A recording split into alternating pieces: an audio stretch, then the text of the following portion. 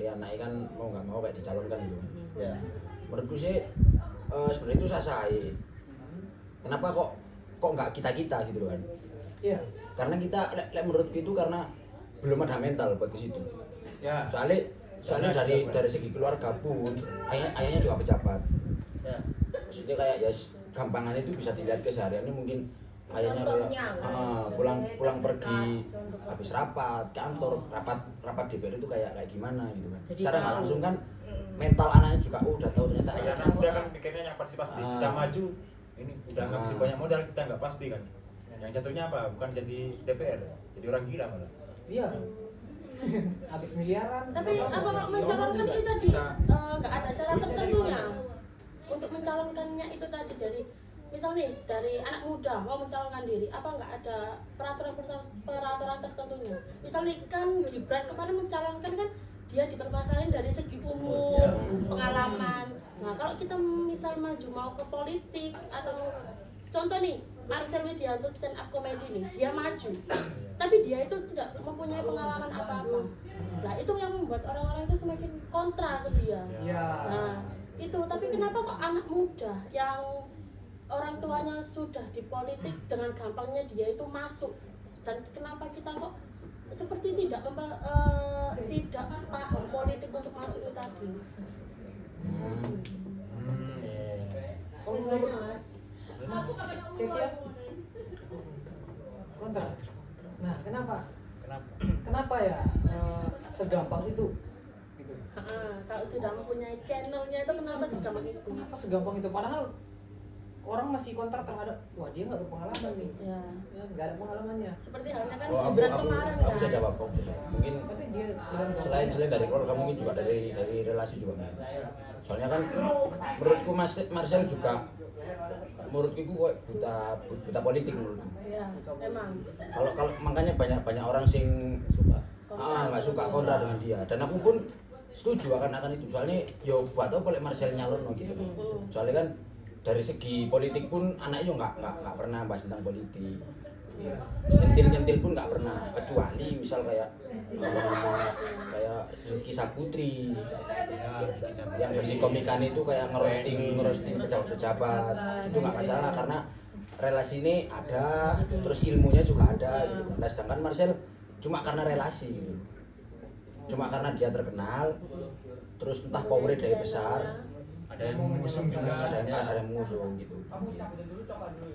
berarti semua tergantung relasi. Iya pasti. Soalnya kan makanya itu aku juga nggak bisa menyalahkan anak-anak muda sekarang kalau misal anak muda sekarang itu bisa dibilang malas gitu. Ya karena pengaruh ini. Gadget. Nah, Jejak mungkin digital itu mempengaruhi banget. Soalnya kan ya gimana ya namanya media sosial juga kan. Iya. Pasti kerekam semua sudah digital. Toh ya apa ya? Menurutku ya pinter-pinteran aja kita kalau misal nganui sosmed itu kayak gimana gitu. Makanya gunanya kita nongkrong terus ikut kegiatan yang bermanfaat kan ya karena pertama nambah relasi, kedua ilmu juga gitu kan. Itu makanya kalau misal anak-anak muda yang kan bisa dibilang kan Marcel kan nggak ada keluarga yang pernah ikut, maksudnya ikut politik. Marcel kan lahir dari keluarga miskin. Iya.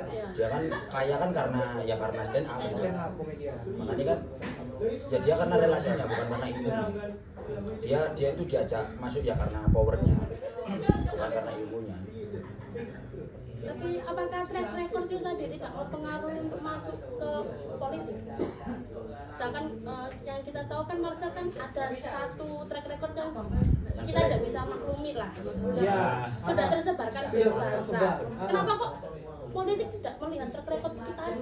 Bahkan beberapa calon yang kemarin mencalonkan diri itu ada masalah lah pas dia mencalonkan itu ada entah itu skandal atau apa kan itu ada beberapa. Nah, kenapa kok dia masih bisa maju? Kan kita tahu tuh jadi sasaran empuk bagi lawan politiknya dong. Dia langsung menyerang itu mungkin dia nggak bisa menyanggah karena fakta dan orang-orang sudah tahu. Kira-kira gimana tuh? Kayak contohnya itu ayahnya itu ngajak anaknya untuk naik ke pemerintahan itu, cuman kayak teman kampusnya itu dia apa memberitahukan kayak latar belakangnya si cowok itu, anaknya itu. Jadi kayak Oh, ini yang maju DPD. ya.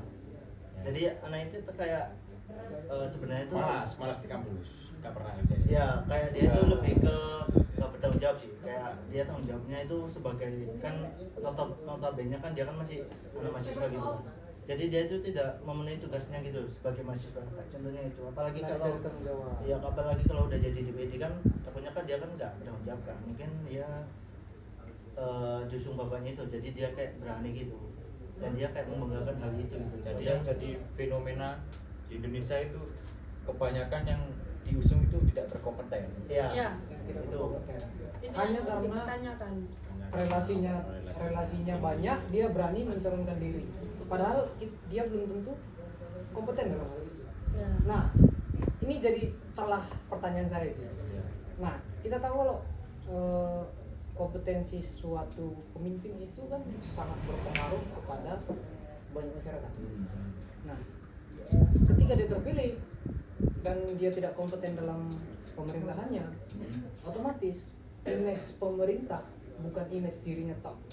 ya, Lembaga pemerintah itu menjadi rusak, buyar. ya. Ya. Otomatis kan seluruh kayak contohnya kita anak muda yang sering melihat itu di media sosial, otomatis kan jadi malas untuk mengikuti, malas untuk percaya kepada politik, malas untuk terjun ke sana. Nah, Aku bisa jawab.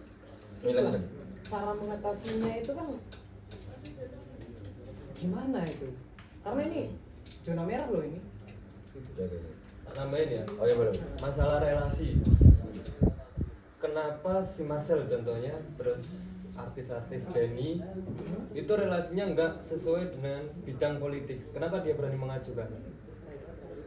Ya. Dengan dia berpengalaman dengan bidang politiknya masih dianggap berkurang. Kenapa dia berani mengajukan? Ini tak jawab dari Mas Setia dulu ya. Ya. Soalnya aku agak lupa.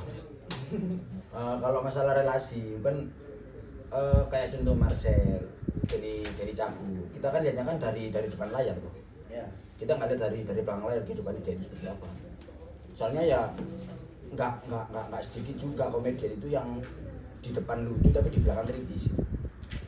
Soalnya kan niat berkomedi juga itu selain melucu ya menyampaikan pesan moral juga.